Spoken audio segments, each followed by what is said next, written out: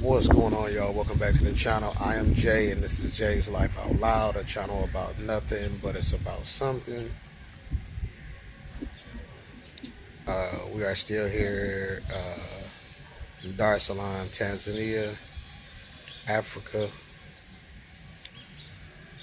The week is coming to a close, and it's almost time to get on that plane and head back home.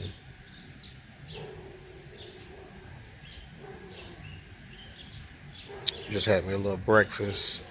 Y'all, I've been doing some deep thinking. I mean, that was new. That's always. But yeah, it is definitely one thing to be told about a place by somebody that's already here. It is definitely one thing, like I told y'all before, it's no different than somebody telling you that the new Superman is garbage, or that the new Black Panther is garbage, and then you go see it, you're like, that was a good movie. It's no different than somebody telling you about a restaurant, and you go in the restaurant, they tell you that the restaurant is great and it's old, blah blah blah. Your taste buds are not the same. You do not look for the same ambiance when you go to the restaurant. Go to a restaurant. What turns you on about a restaurant, if I can use that term, is totally different than what turns them on. Some people I went to New Orleans several times and enjoyed myself, and I've heard only two people tell me. One person told me they will never go back. It stank, this, and that, or whatever. And I had another person say almost the exact same thing. Three different people, three different opinions. Try to get the light so y'all can see me. They keep changing, y'all. I don't know if it's cheaper phone I got. But yeah, so everybody's opinion is different. Everybody sees things different. You smell things different. Whereas with me, somebody can say New Orleans and you say it stank. And I can tell you why it smells like that, and it's part of the city, which is weird because there's so much cooking going on in restaurants and bars within a condensed area that all that trash going in one area is, a lot to deal with when it comes to smell. But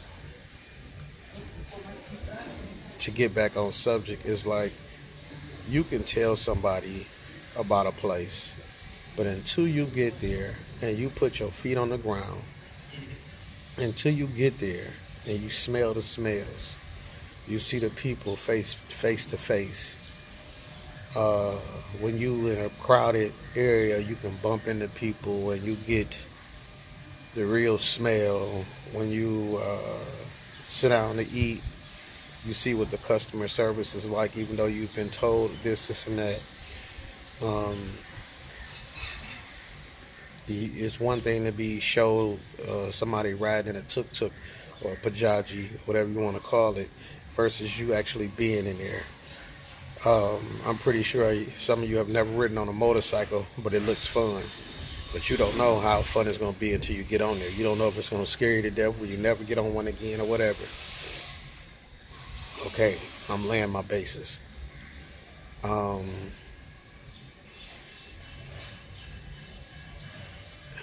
First off, if you're getting on a flight, you have to know that you may have to take multiple planes, but you're going to be on one flight for a long time. I'm saying 13 plus hours on one flight. You on that flight, if you have blood circulation issues or anything, make sure you get up, you walk around, stretch, do whatever you got to do to keep your blood circulating. Just don't sit there the whole time. Because when I got off that plane, my ankles were swollen.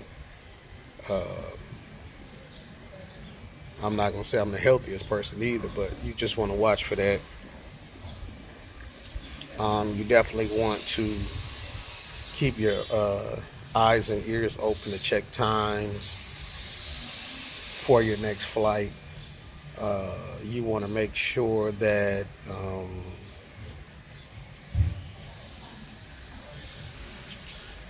you hear everything. Ask questions. Is this the gate for such and such? Look at that gate. Listen, they may change the gate at the last minute. I told y'all when we got into Dar es Salaam, that's where no, Addis Baba. That's when, I know I'm saying it wrong, but that's when things kind of went from what we normally deal with when we fly to something different. Packed airport, chaos everywhere, just, people everywhere. And then knowing where your flight was going to leave out, they changed it. If I could compare it to city blocks, it was like 2 blocks down some stairs. Then you had to get on a bus, and then the bus took you to on the tarmac and drop you off at the plane. Never seen that in my life. Personally, I had seen it in videos and people that were shooting videos and explaining what they had to do when they was how you doing, brother? When they took the flight. So okay, the pushing and the shoving and the forcefulness of the crowds is something I have never dealt with in my life. When I tell you, you have people pushing from behind you, pushing from the side of you, and they won't look you in the face, but there's a mad rush to get where they're going, which is nowhere. This is what I don't understand. Imagine have you ever been to a concert, or you ever been to a venue where there's a lot of people, baseball game, all of this. Imagine when it's time to go in and people are rushing. The only thing I've seen close to this, like I said, is Black Friday. And I don't even think people do that no more. The Black Friday where they got a 70-inch TV for $199, and people are at that door and they go, that's how it was. And to me it made no sense, because you're getting on a plane. The plane is not going nowhere, and if you have a ticket, you got a seat. So it just made no sense to me. But we took a boat ride to Zanzibar yesterday, and it was the same thing. If you bought a ticket, you was getting on the boat, but getting on the boat was the same process. People pushing and shoving and scooting in between you and placing their arm on a bar so they could squeeze before you move. The shit was something like, by the time we got to Zanzibar, I was really over it. Honestly, I was over it. And people say, oh, when you go to a different country, da-da-da-da-da, you can't tell me what I got to get used to. And it is what it is, because I don't have to deal with it on a daily basis. Which to me, in my life, and not wanting to be stressed out and all that, I'm glad I don't have to deal with it every day of my life. I've been on trains, buses, and everything, traveling around the United States or going places, and I've never had to fight like that to go somewhere where the damn train ain't moving, the bus ain't moving, the boat is not moving. And they make it so bad a lot of times when you're getting on the bus, you're getting on a boat, and there's still several seats, because you buy your ticket on the boat to Zanzibar, you buy it in classes. silver, gold, platinum, and then I think they had like a private rooms that you could get. And it's like, what are you rushing for?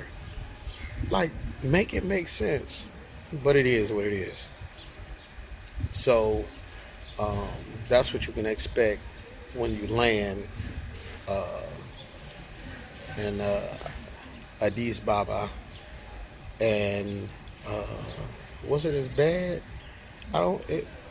When we got to Dar es Salaam, it was semi.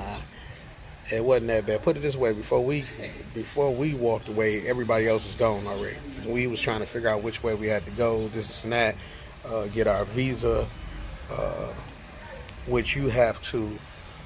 If you're doing visa on arrival, you had to come from where your flight was, come downstairs, and then go to a separate line. And within this separate line, the guy looks at your paperwork. He writes whatever. He sends you to another lady. This lady, in turn, asks you a couple of questions. How long you plan on staying? How long? Blah, blah, blah. And she writes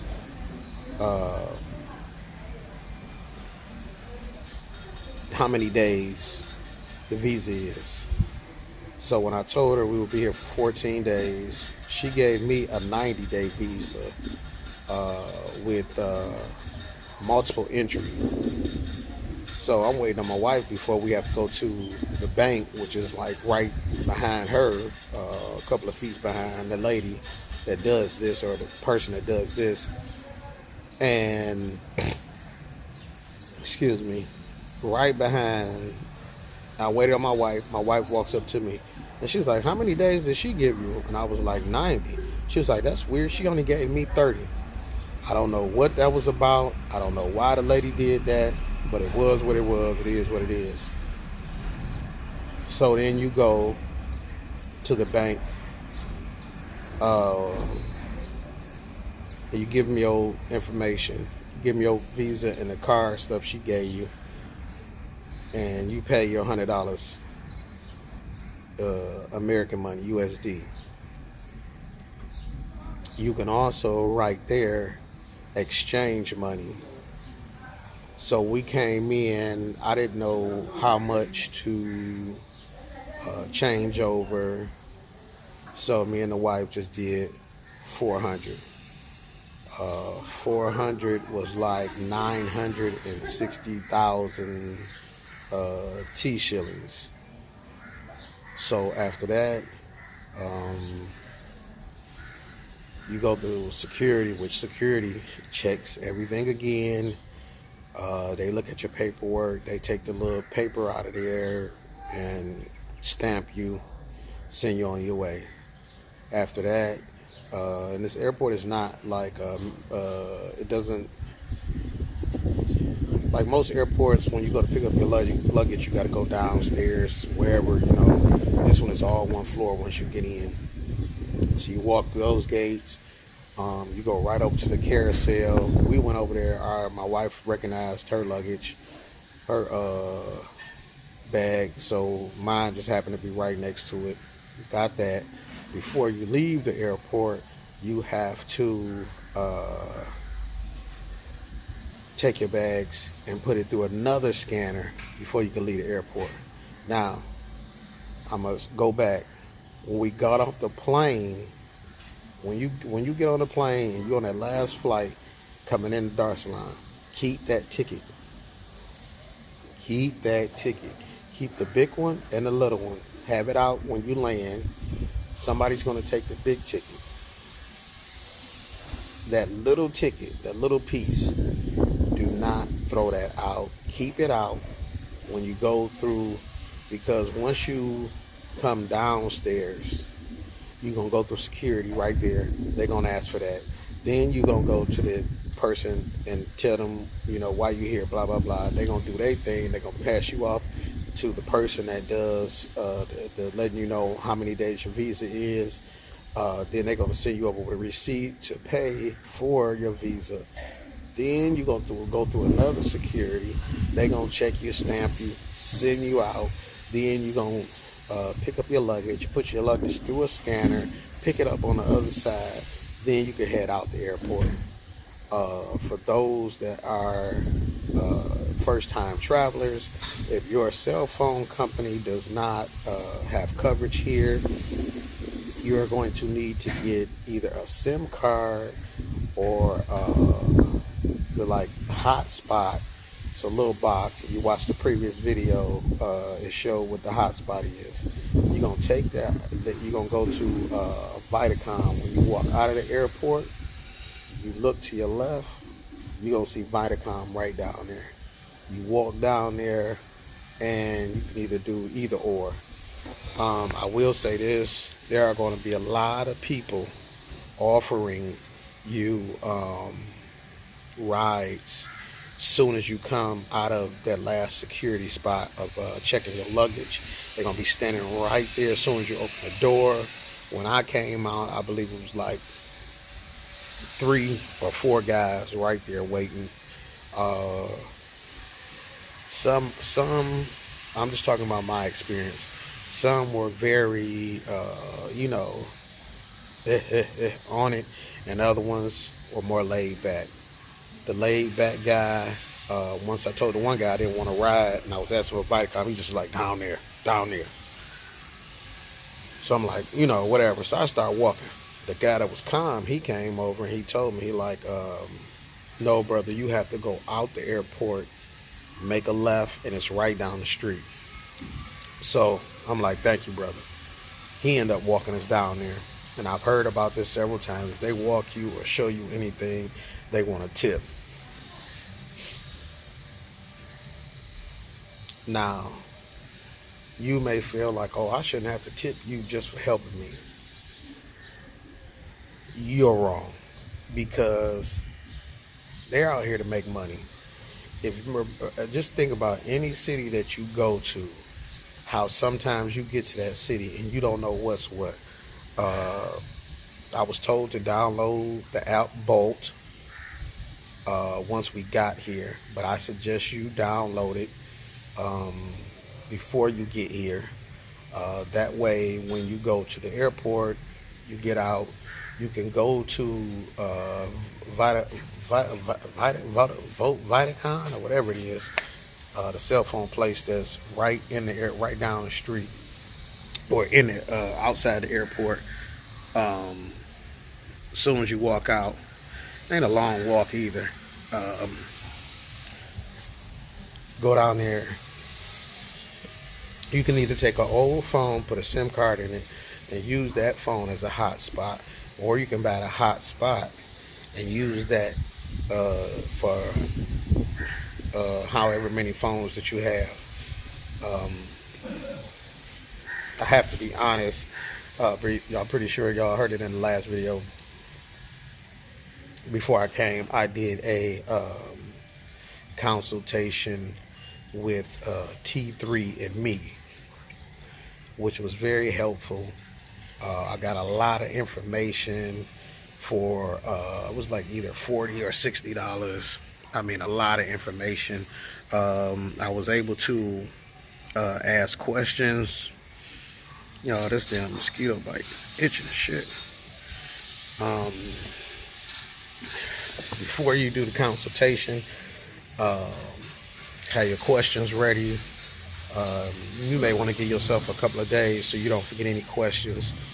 But within this consultation, she'll give the information verbally to you.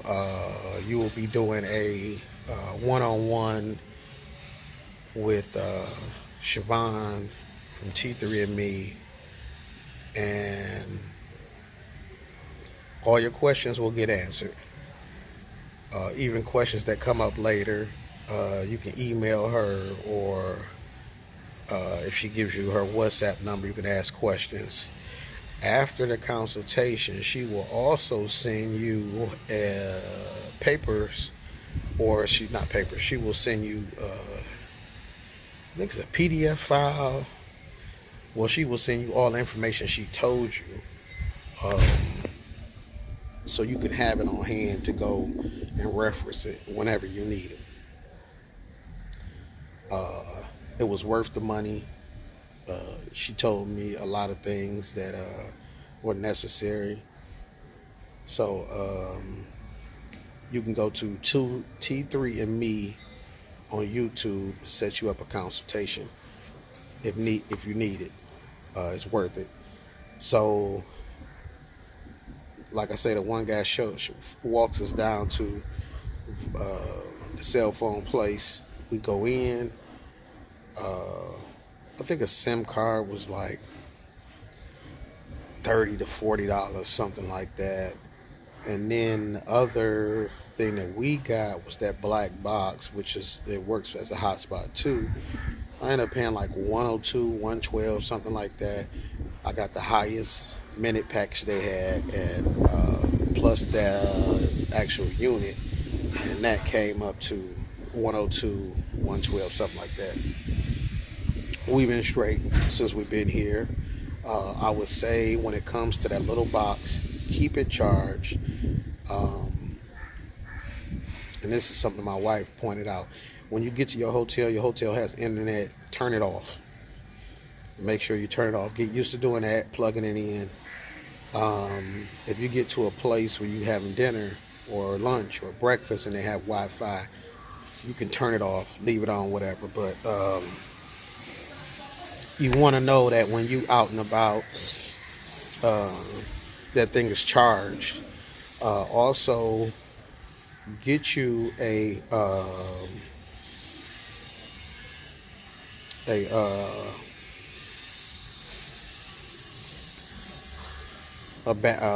phone charger. You know, the ones that you plug in, you charge them, and then when you take them out and you walking about, your phone is low or that little hotspot is low, you can plug it in there and recharge it. You definitely need that because it happened to us yesterday coming back from Zanzibar.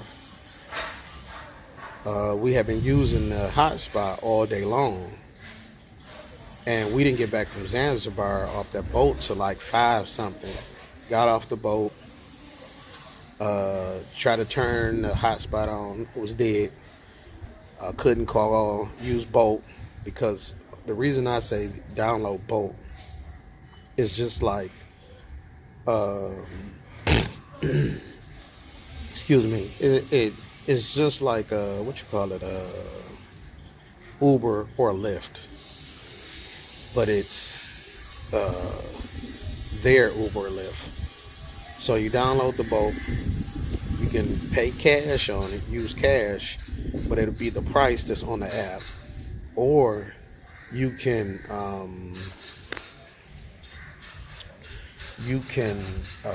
attach a credit card, or if you don't feel safe having your debit card on it, you can attach a credit card. I'm pretty sure you probably be able to attach your Cash App card, but you have to make sure there's enough funds on there. So the Bolt app will save you the problem the problem of having to hassle or asking someone how much is it, and it'll stop them from you being overcharged. So when we got back off from Zanzibar, like I said, hotspot was dead.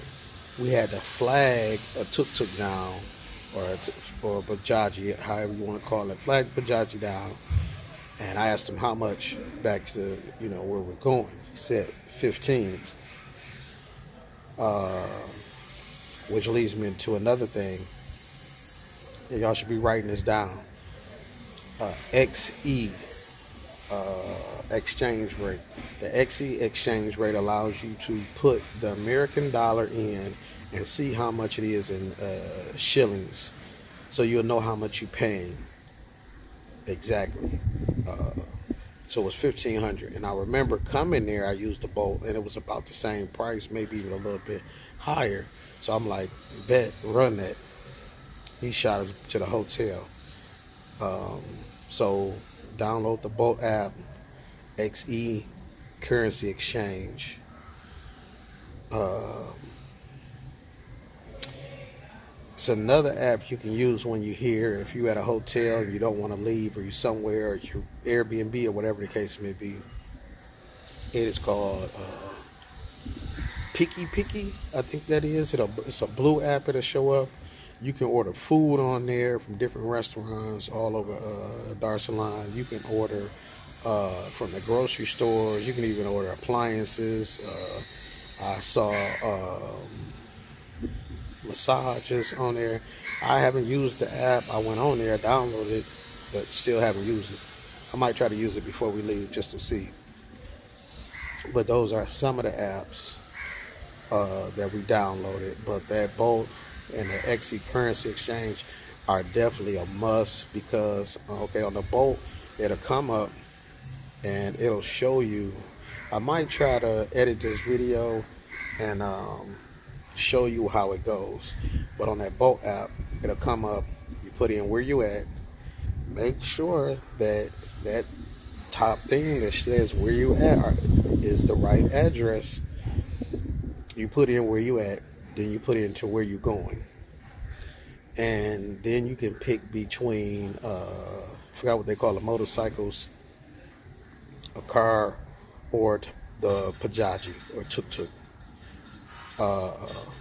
For me, a lot of the cars are older looking and not as clean. That's just keeping it real. But this is like a very dusty place, as far as like it's a lot of dust and whatever. So I can understand that. So the motorcycles, I was told, are very dangerous, and even when you out here, you can see them driving, and you're like, woo. Plus, it's two of us. You have to get two motorcycles. So we do the pajaji or tuk-tuk, which works out fine, and they get you to where you're going. So you can pick between those three, and for those three, it shows the prices. What else? So you pick which one you want, and you click, and within a couple of seconds, it'll pick a driver. Seconds. And it'll connect to that driver, and it'll tell you how far the driver is. I think the most we've ever waited was like maybe 8 minutes. Not even that, because there's so many pajajis and or tuk-tuks riding around. They're everywhere. I mean, everywhere. You may walk down the street and it's 6 on one side of the street, 3 on the other side of the street. So they'll get you to where you're going. As far as if you downloading Bolt and you at the airport, before you get here, you go get your phone so it's working however you decide to do it.